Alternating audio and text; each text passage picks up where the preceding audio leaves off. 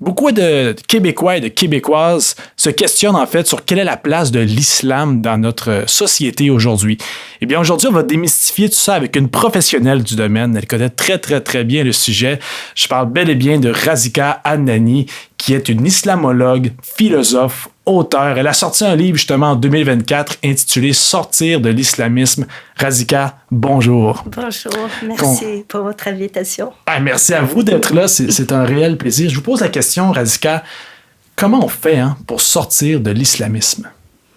Alors, pour sortir de l'islamisme, cela doit se faire, pour moi, en tout cas, moi, comme je le pense, ça doit se faire par le moyen de la connaissance avant tout. Mais avant de répondre à votre question, il est préférable qu'on sache déjà c'est quoi l'islamisme.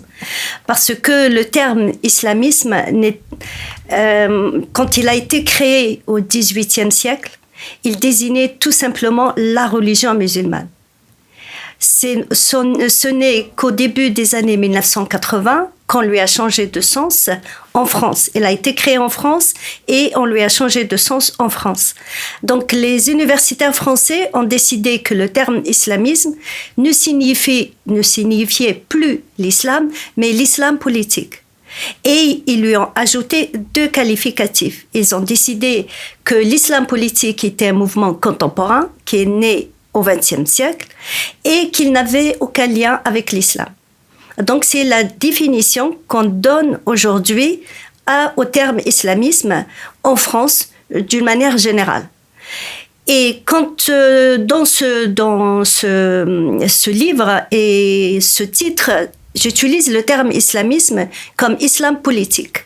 Mais évidemment, je ne reprends pas du tout les 2 qualificatifs qu'on lui a ajoutés, c'est-à-dire le fait de dire qu'il est un mouvement contemporain et qu'il n'a aucun lien avec l'islam. Okay. Ces 2 qualificatifs sont totalement faux.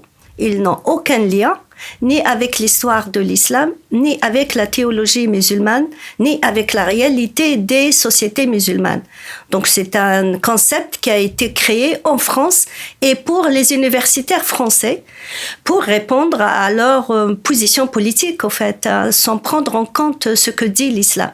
Donc dans le livre, j'explique pourquoi ce terme tel qu'il est défini en France est une falsification de la réalité de l'islam et des sociétés musulmanes, mais je l'utilise dans le sens de l'islam politique et de dire comment on peut sortir de l'islam politique avec tous les problèmes que cet islam politique peut engendrer. Donc l'islamisme, c'est l'islam, mais en plus fanatique. Les gens qui sont fanatiques ou extrémistes, comme on pourrait dire, c'est des gens qui sont dans l'islamisme.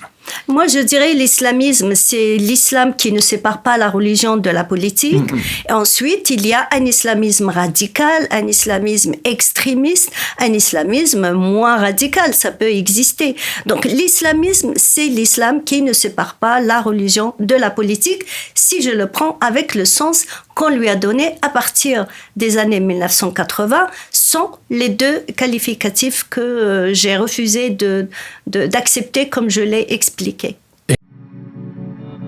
Radio Azul International, la radio sans frontières.